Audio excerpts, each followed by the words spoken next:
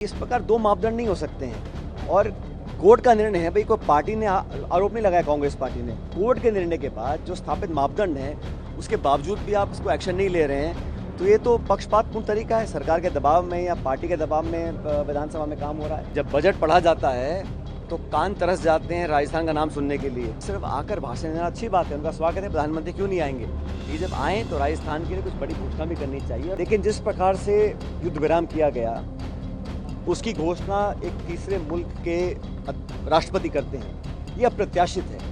आज तक कभी ऐसा हुआ नहीं है। इतिहास गवाह है, चाहे इंदिरा जी हों चाहे राजीव गांधी जी हों, आतंकवाद से कभी समझौता नहीं किया। कल 21 मई को स्वर्गीय हमारे प्रधानमंत्री राजीव गांधी जी की पुण्यतिथि है और हम जानते हैं 1991 में 21 मई को किस प्रकार आतंकवादियों के निशाने पर आकर उनकी हत्या की गई थी। और इतिहास गवाह है, चाहे इंदिरा जी हों चाहे राजीव गांधी जी हों, आतंकवाद से कभी समझौता नहीं किया, चाहे अपनी जान गंवाई हो।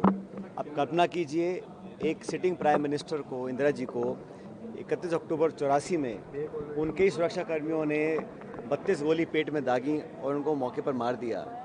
बावजूद उसके उनके पुत्र और राजीव गांधी जी अपने कार्यकाल में उन्होंने कठोर निर्णय लिए और अपनी जान गंवाने के बावजूद भी उनके परिवार, हमारी पार्टी ने हमेशा आतंकवाद के खिलाफ अपना मानस जो है वो बदला नहीं है।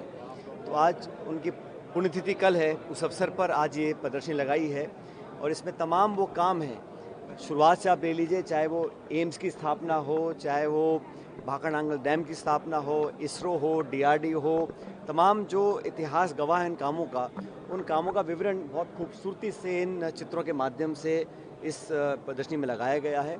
मुझे बड़ा फ़ख्र है कि आज इसका शुरुआत हम लोगों ने करी है। उम्मीद करता हूँ कि बहुत से लोग आएंगे, देखेंगे और ख़ासकर नौजवान पीढ़ी देख, क्योंकि इतिहास समझना बहुत ज़रूरी है।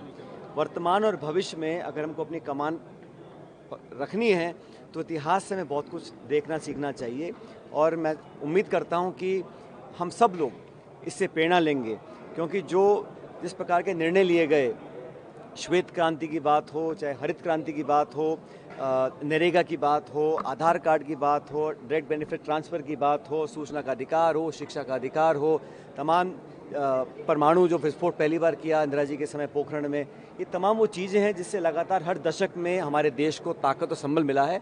और आज भारत एक ऐसा राष्ट्र बना है जिसको पूरी दुनिया बड़े सम्मान से देखती है। लोकतांत्रिक व्यवस्था की कल्पना करना, संविधान का निर्माण करवाना और लोकतंत्र की जड़ें इतनी मजबूत करना, क्योंकि पूरी दुनिया में आज लोग भारत का उदाहरण देते हैं कि एक सबसे बड़ा लोकतंत्र है। हमारे आसपास बहुत से देश हैं जहाँ पर भी चुनाव होते हैं, लेकिन कोई पाकिस्तान का उदाहरण नहीं देता है कि बहुत लोकतांत्रिक देश है, या श्रीलंका का या नेपाल का। लेकिन भारत ऐसा देश है जो उस समय के नेताओं का योगदान रहा कि हमारा गणतंत्र, हमारा लोकतंत्र, हमारी जमहूरियत मजबूत रही और आज हम सब लोग अग्रसर हैं एक विकसित भारत बनाने के लिए। उसमें जो भूमिका रही है हमारे प्रधानमंत्रियों की, उसमें सब शामिल हैं। लेकिन क्योंकि ज़्यादा कालखंड कांग्रेस शासन का रहा, तो आज जो प्रदर्शनी लगी है, मुझे लगता है अच्छा संदेश जाएगा नौजवानों में।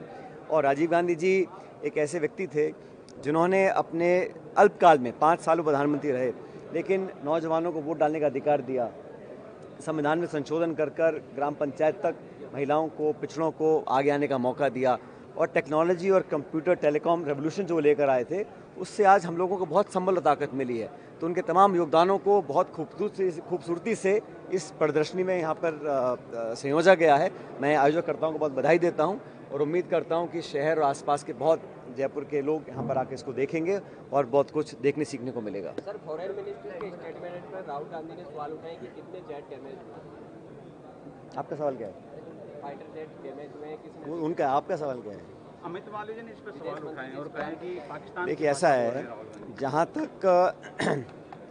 कल भी मैंने कहा था, आतंकवाद को जड़ से ख़त्म करने के लिए और पाकिस्तान समर्थित आतंकवाद जो कई दशकों से हमको टारगेट किए हुए हैं, चाहे वो कश्मीर हो चाहे पंजाब हो, ये पूरी दुनिया जानती है और पूरा देश आतंकवाद से तंग आ चुका है। हम चाहते समाप्त हो और जो ताकतें पाकिस्तान के सरजमीन पे आतंकवाद को पनपाने का काम करती हैं, उनका सफाया होना बहुत ज़रूरी है।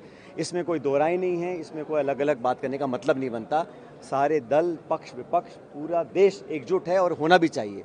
और हमारी सेना का जो प्रदर्शन रहा है ऑपरेशन सिंदूर में, जिस पराक्रम का परिचय उन्होंने दिया है, जिस मुस्तैदी से न सिर्फ भारत की रक्षा करी है लेकिन उन ठिकानों को ध्वस्त किया है जो आतंकवाद के नर्सरी थी, तो मैं समझता हूँ हमारी सेना को सलाम हमें करना चाहिए। और मैं तो कहता हूँ ना सिर्फ सैनिकों को, लेकिन उन सैनिकों के परिवारों को जिन्होंने अपने लोगों को हमारी रक्षा के लिए सरहद पर भेजा है, उन लोगों को मैं साधुवाद देता हूँ, उन परिजनों को।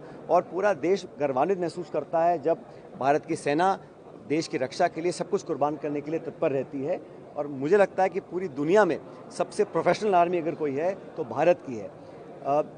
लेकिन जिस प्रकार से युद्ध विराम किया गया, उसकी घोषणा एक तीसरे मुल्क के राष्ट्रपति करते हैं, ये अप्रत्याशित है। आज तक कभी ऐसा हुआ नहीं है। और क्योंकि पाकिस्तान ने सीज़ फायर की घोषणा के चंद घंटों बाद उसका वायलेशन किया, कश्मीर बॉर्डर पर लगातार मोटर बॉम्ब्स और फायरिंग करी, कई निहत्थे लोगों की, निर्दोष लोगों की जानें गई हैं। तो जिस देश से आपने समझौता किया है, क्या विश्वसनीयता है उसकी, क्या क्रेडिबिलिटी है कि आगे इस प्रकार के काम नहीं होंगे। और मुझे तो इस बात की भी चिंता है कि IMF ने अभी बहुत बड़ा लोन उनको दिया है और अमेरिका के राष्ट्रपति कहते हैं बहुत व्यापार करेंगे पाकिस्तान के साथ।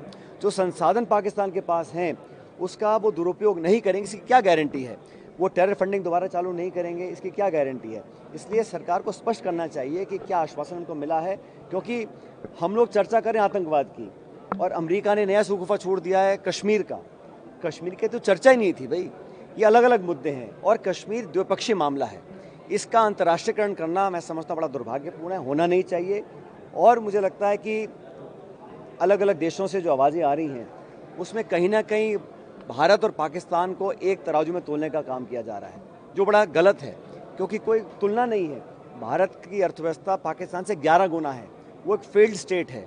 इमरान खान को जेल में डाला हुआ है, इलेक्टेड MPs को जेल में बंद किया हुआ है, ISI और पाकिस्तान आर्मी देश को चलाती है और वहाँ की जो सरकार है वो एक बड़ी कमज़ोर सरकार है। इसलिए उनकी विश्वसनीयता पर मुझे सवाल है। इसलिए सरकार को स्पष्ट करना चाहिए कि किन मापदंडों को देखकर, किन आश्वासनों को लेकर हम लोगों ने सीज़ फायर किया है।